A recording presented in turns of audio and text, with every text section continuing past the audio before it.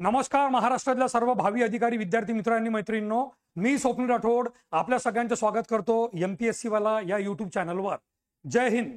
7 मे आणि mock drill फक्त हे दोनच शब्द सध्या सगळीकडे चर्चेमध्ये चालू आहे। अनेकांना मॉक ड्रिलचा अर्थ सुद्धा माहित नाही आहे, तो आपण यामध्ये कव्हर करूया। पण नेमकं असं काय घडलं आणि केंद्रीय गृह मंत्रालयाने एकदम अचानक मॉक ड्रिलची सर्व राज्यांना आदेश दिली की तात्काळ मॉक ड्रिलसाठी तयार राहावं आणि त्याची तयारी करावी। यामागे कारण तुम्हाला सांगतो।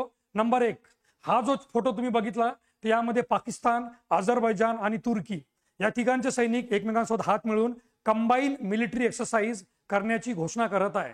हा जरी वरचेवर सर्व जगासाठी दिसणारा एक संयुक्त मिलिटरी म्हणजे युद्ध सराव असेल, पण हा नॉर्मल युद्ध सराव नाही आहे।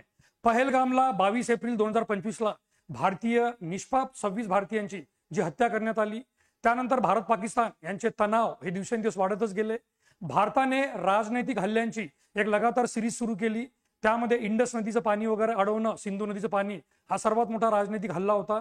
या पार्श्वभूमीवर पाकिस्तानने भारताला न्यूक्लिअर हल्ल्याची सुद्धा धमकी देण्याचा प्रयत्न केला आणि त्यांनी सुद्धा म्हटलं की आम्ही सुद्धा तयार आहोत। आणि आपल्यापूर्वीच त्यांनी त्यांच्या देशामध्ये घोषणा केली की लोकांनी अन्नधान्याचा साठा हा जमा करून ठेवावा। या सगळ्या गोष्टी जेव्हा युद्ध होणार असते किंवा युद्ध होण्यासारखी परिस्थिती निर्माण होते, त्याच वेळेस असे शब्द वापरण्यात येतात की लोकांनी आपला अन्नधान्य साठा लावून ठेवावा, लोकांनी सुरक्षित स्थळी जावं। आणि हे शब्द पाकिस्तानमध्ये सध्या चालू आहे। आणि त्यातच पाकिस्तानचा जनरल मुनीर आणि तुर्कीचे राष्ट्रपती यांचा हात मिळवणीचा हा लेटेस्ट फोटो। तुर्कीने पाकिस्तानला निर्विवाद पाठिंबा दिलेला आहे भारताविरुद्ध। भारताला सुद्धा रशियापासून अनेक जुन्या मित्रांचे फोन आलेले आहे की युद्धासारखी परिस्थिती निर्माण झाली तर रशिया भारतासोबत नक्कीच म्हणजे पाठिंबा देईल आणि सर्वतोपरी मदत करेल। या पार्श्वभूमीवर म्हणजे या पार्श्वभूमीवर भारताच्या केंद्रीय गृह मंत्रालयाने मॉक ड्रिलचे आदेश दिलेले आहे। नेमकं मॉक ड्रिल म्हणजे काय आणि 1971 सगळ्यांना माहित आहे, भारतीयांसाठी फार गर्वाची बाब। 1971 मध्ये जेव्हा मॉक ड्रिल करण्यात आली होती, लगेच आपल्या भारत आणि पाकिस्तानचं युद्ध सुरू झालं होतं आणि त्यामध्ये पाकिस्तानचा दारुण पराभव झाला होता। पाकिस्तानचे 96,000 सैनिक शरणागती आले होते, सरेंडर झाले होते। आपण आपलं मन मोठं दाखवत 96,000 सैनिकांना आपण त्यांना सोडून पण दिलं होतं युनायटेड नेशन्सच्या गुडविल मध्ये। परंतु पाकिस्तानला आपण एक नेहमीसाठी त्याची जी कुवत आहे ती मात्र आपण त्यांना दाखवून दिली होती की 96,000 सैनिक आपण ताब्यात घेतले आणि अनेक जमिनीचा भाग, साधारणतः 5,000 स्क्वेअर किलोमीटर जमिनीचा भाग आपण ताब्यात घेतला। आणि हे बघून त्या पाकिस्तानचे त्यावेळेचे राष्ट्रपती म्हणजे दौडत भागत ज्याला म्हणतो आपण दौडे भागे भारतामध्ये आले आणि त्यांनी जुल्फिकार अली भुट्टो आणि त्यांनी नाही का आपल्या इंदिरा गांधी त्या काळच्या तत्कालीन पंतप्रधान यांच्यासोबत नाही का शिमला करार केला होता। तर केंद्र सरकारने संपूर्ण देशाची युद्ध सज्जता निर्माण करण्यासाठी आणि पाकिस्तानसोबत निर्माण झालेल्या तणावाच्या परिस्थितीसाठी मॉक ड्रिलचे आदेश प्रत्येक जिल्हा स्तरावर देण्यात आलेले आहे आणि प्रत्येक जिल्हा स्तरावर जिल्हाधिकारी कार्यालयापासून तर सर्वांना आवश्यक ते मॉक ड्रिलचे आदेश आलेले आहे। मॉक ड्रिल करताना पंजाब, राजस्थान, त्यानंतर गुजरात आणि जम्मू काश्मीर हे जे 4 राज्य आहे ज्यांची पाकिस्तानसोबत डायरेक्टली इनडायरेक्टली सीमा आहे, या 4 राज्यातल्या अनेक जिल्ह्यांना स्पेशल ताकीद देण्यात आलेली आहे आणि मॉक ड्रिलसाठी विशेष प्रशिक्षणाचे आदेश पण देण्यात आलेले आहे। जम्मू काश्मीर, त्यानंतर राजस्थान, पंजाब आणि गुजरात या 4 राज्यांना। या व्यतिरिक्त भारतातल्या 244 राज्यांमध्ये मॉक ड्रिलचे आदेश देण्यात आलेले आहे। मॉक ड्रिल करताना केंद्रीय गृह मंत्रालयाने 5 स्पष्ट गोष्टी सांगितलेल्या आहेत आणि या 5ही बाबी आपण स्पष्टपणे समजून घेऊया। नंबर 1, जर हवाई हल्ला झाल्यास सायरन वाजून लोकांना अलर्ट करणे। म्हणजे उद्या 7 मे 2025 ला जिथे जिथे मॉक ड्रिल होईल तिथे भारतामध्ये अशाच प्रकारचा सीन पाहायला भेटेल। इंडियन एअर फोर्स आणि बाकीचे सुद्धा भारतीय थळसेना वगैरे लोकांना एक प्रॅक्टिस देईल की जेव्हा जेव्हा समजा पाकिस्तानकडून हवाई हल्ला झाला कोणत्याही क्षणी तर एक सायरन वाजेल। त्या सायरनचा अर्थ आहे की तुम्ही सुसज्ज व्हा आणि सुरक्षित स्थळी स्वतःला आणि स्वतःच्या परिवारातल्या प्रत्येक जणांना आणि तुमची जी संपत्ती वगैरे आहे ती नका नेण्याचा प्रयत्न करावा। फार मोठा म्हणजे कठोर चॅलेंज लोकांसाठी। नंबर 2, रात्रीच्या वेळी सायरन वाजला तर ब्लॅकआउट कसं व्हायचं। आता नेमकं ब्लॅकआउट म्हणजे काय तर ब्लॅकआउटचा जो अर्थ होतो नेमका आपण ज्याला म्हणतो की ब्लॅकआउट म्हणजे काय तर ब्लॅकआउट या शब्दाचा अर्थ जर आपण बघितलं की सायरन वाजल्यावर जेव्हा पहिला लाईट बंद व्हायला पाहिजे सायरन वाजल्यावर जेव्हा पहिला लाईट बंद व्हायला पाहिजे, कारण जर लाईट बंद नसेल तर शत्रूच्या विमानांना आपल्या शहरातलं टार्गेट बघायला मिळेल। तर ब्लॅकआउट करणं म्हणजे जेव्हा शत्रूचे विमान वगैरे येतात तर जमिनीवर जेवढेही आपले भारतीय लोक आहे किंवा त्या बॉर्डरवर त्या सगळ्यांनी जे काही प्रकारचे वीज आहे किंवा म्हणजे दिवे आहे किंवा इलेक्ट्रिसिटी आहे सगळं काही बंद करायचं, म्हणजे टोटल ब्लॅक, की जे विमान शत्रूचे विमान येत आहे त्यांना दूरदूरपर्यंत भारतातल्या कोणत्याही ठिकाणाचा पता लागला नाही पाहिजे किंवा यामध्ये सिव्हिलियन लोकांचा जीव धोक्यात जाऊ शकतो.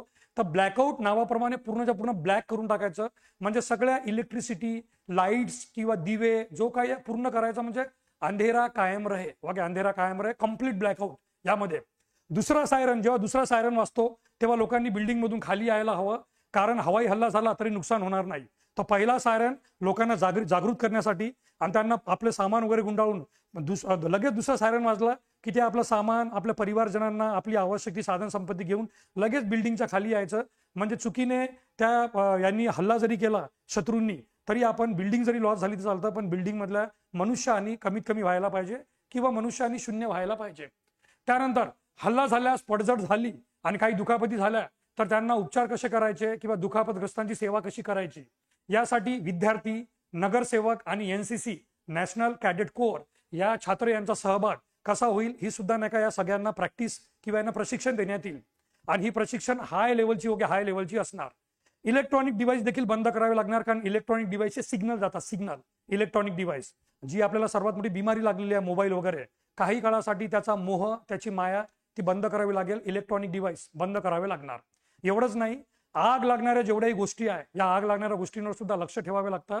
बाहेर पडण्यासाठी कोणता मार्ग आहे हा पहिल्यापासून लक्षात ठेवायचा. बाहेर पडण्यासाठी की ज्या वेळेस सायरन वाजला तर तुमची दिमाग एवढा तीक्ष्ण असला पाहिजे की तुमच्या दिमागात पहिल्यापासून असलं पाहिजे की याच दरवाजाने किंवा याच मार्गाने आपल्याला बाहेर निघायचं आहे ठरल्याप्रमाणे, म्हणजे वेळेवर गोंधळ होता कामा नये.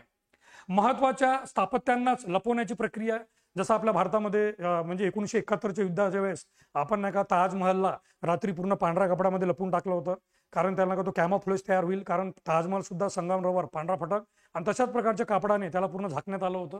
तर महत्वाचे स्थापत्य जे युनेस्कोच्या वर्ल्ड हेरिटेज साइट्स वगैरे आहे त्यांना लपवण्याची प्रक्रिया आणि हल्ला झाल्यास नागरिकांची तातडीने स्थलांतरण करण्याची प्रक्रिया आहे यामध्ये. तर या म्हणजे ज्यांना आपण म्हणतो की जर मॉक ड्रिलमध्ये या महत्वाच्या गोष्टी करण्यात येतात.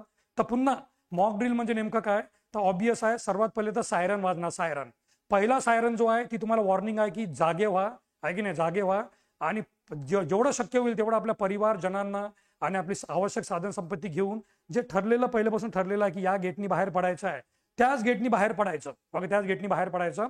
दुसरा सायरन म्हणजे हमला होण्याचे पूर्ण चान्सेस आहे, तर तो हल्ला झाला तरी आपण बिल्डिंगच्या बाहेर असायला पाहिजे. दुसऱ्या सायरन सोबत आपण बिल्डिंगच्या बाहेर पडायला पाहिजे.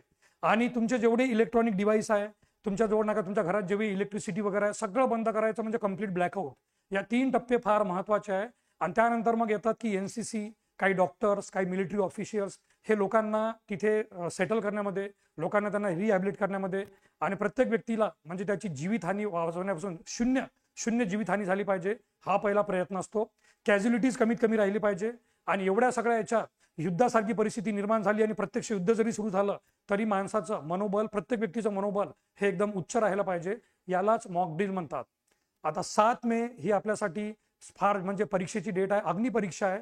7 मेला मॉक ड्रिल झाल्यानंतर नेमकं यानंतर काय होतं, कारण 1971ला मॉक ड्रिल झाली होती आणि त्या मॉक ड्रिल नंतर लगेच at the drop of the hat 0 सेकंडमध्ये भारत पाकिस्तान युद्ध सुरू झालं होतं. सांगण्याचा अर्थ की मॉक ड्रिल नंतर 100% युद्ध झालं होतं. आणि त्यानंतर आपण पाकिस्तानला जे आपण धडा शिकवला तो तर जगजाहीर आहेच.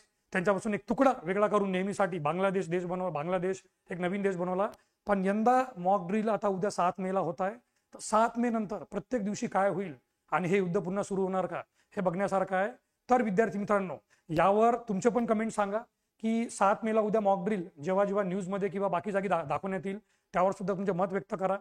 आणि मॉक ड्रिल नंतर काय होऊ शकतं आणि भारत पाकिस्तान युद्ध झालंच त्याचा परिणाम भारताच्या अर्थव्यवस्थेपासून तर प्रत्येक व्यक्तीच्या जनमनावर काय होईल आणि भारतावर आणि पाकिस्तानवर काय परिणाम होईल याचे बिंदास व्ह्यू तुम्ही आमच्या कमेंट बॉक्समध्ये सांगू शकता. आणि या व्हिडिओला तुम्हाला हा व्हिडिओ कसा वाटला मॉक ड्रिल बद्दल यावर नक्की आपलं मत कळवा. धन्यवाद. Thank you so much. जय हिंद, जय महाराष्ट्र.